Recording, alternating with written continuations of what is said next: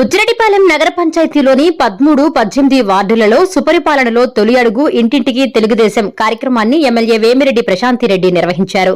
ఇంటింటికి వెళ్లి ప్రభుత్వ పథకాలపై ప్రజలను ఆరా తీశారు. స్థానిక ప్రజలతో మమేకమై సమస్యలను అడిగి తెలుసుకున్నారు. స్థానికులు తెలిపిన సమస్యలను పరిష్కరించాలని అధికారులను ఆదేశించారు. ఈ సందర్భంగా ఆమె మాట్లాడుతూ రాష్ట్రంలో అభివృద్ది, సంక్షేమం సమపాలలో జరుగుతుందన్నారు. అస్తవ్యస్తంగా ఉన్న రాష్ట్రాన్ని ముఖ్యమంత్రి చంద్రబాబు నాయుడు గాడిలో పెట్టి ముందుకు వెళుతున్నారన్నారు. జగనన్న కాలనీలలో సమస్యలు ఉన్నాయని స్థానిక ప్రజలు తన దృష్టికి తీసుకొచ్చారన్నారు. సమస్యలను పరిష్కరించాలని అధికారులను ఆదేశించామని తెలిపారు.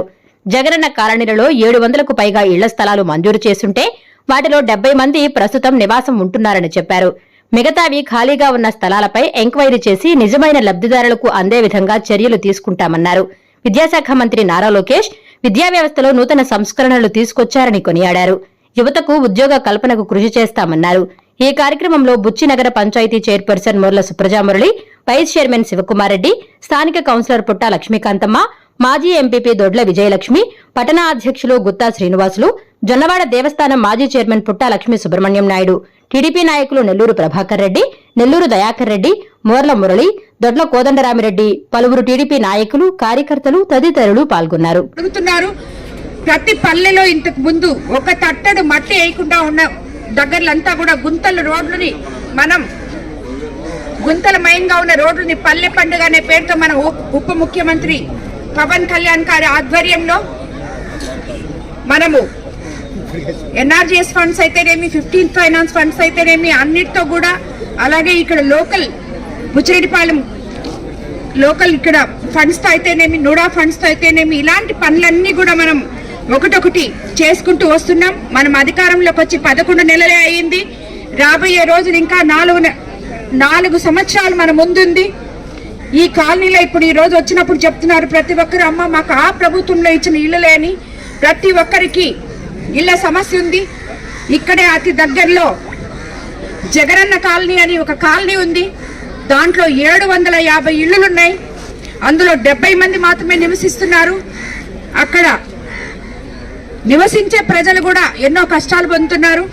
నీళ్లు లేవని, లైట్లు లేవని, అదేవిధంగా మోకాట్ నోట్లు నీళ్లు వస్తాయని, వర్షం వస్తాయి, ఇవన్నీ చెప్పడం జరిగింది ఇప్పుడే.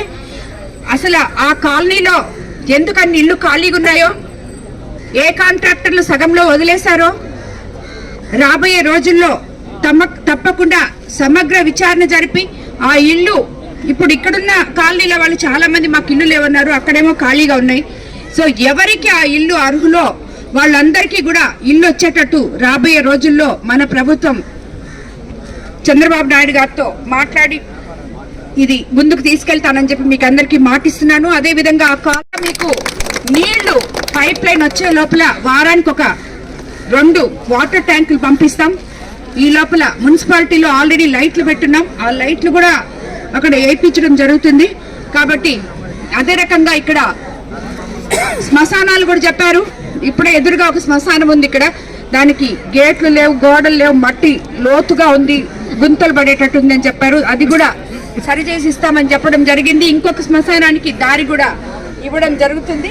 కాబట్టి ప్రతి ఒక్కరు కూడా మనం అందరం గుర్తుపెట్టుకోవాల్సింది ఒకటే, ఎంతో అస్తవ్యస్తంగా ఉన్న ఈ వ్యవస్థని సరిదిద్దుకుంటూ చంద్రబాబు నాయుడు గారు ముందుకు అడుగులు వేస్తూ పేద ప్రజల కోసం ఏం చేస్తే వాళ్ళందరూ సంతోషంగా ఉంటారో ఆ రకంగా ఆ దిశగా ఆయన వెళ్తూ ఉన్నారు. అభివృద్ధి ప్రదంగా దూసుకుపోతున్నారు. అలాగే లోకేష్ బాబు ఇక్కడ ఎంతో మంది యువతున్నారు, చదువుకున్నారు, ఉద్యోగాలు లేకుండా ఉన్నారు. ఐటీ మినిస్టర్ అయిన లోకేష్ బాబు ఎన్నో కంపెనీస్ మన రాష్ట్రానికి తీసుకొస్తున్నారు. అలాగే మన కోవూరు కాన్స్టిట్యున్సీలో కూడా రాబోయే రోజుల్లో ఎంపీ వేమిరెడ్డి ప్రభాకర్ రెడ్డి గారి సహకారంతో, చంద్రబాబు నాయుడు గారి సహకారంతో, సెంట్రల్ గవర్నమెంట్, స్టేట్ గవర్నమెంట్ సహకారంతో మన చక్కెర కర్మాగారం అయితేనేమి, స్థలం అయితేనేమి, మితాని సైట్స్ అయితేనేమి, ఎక్కువ సైట్స్ అయితేనేమి, వీటన్నిటిలో కూడా ఏదో ఒక ఎంప్లాయ్మెంట్ అనేది తీసుకొచ్చి ఇక్కడ ఉన్న కోవూరు కాన్స్టిట్యున్సీలో, నెల్లూరు జిల్లాలో ఉన్న యువతకి ఉపాధి కల్పిస్తామని చెప్పి కూడా మీకు అందరికీ తెలియజేసుకుంటున్నాను.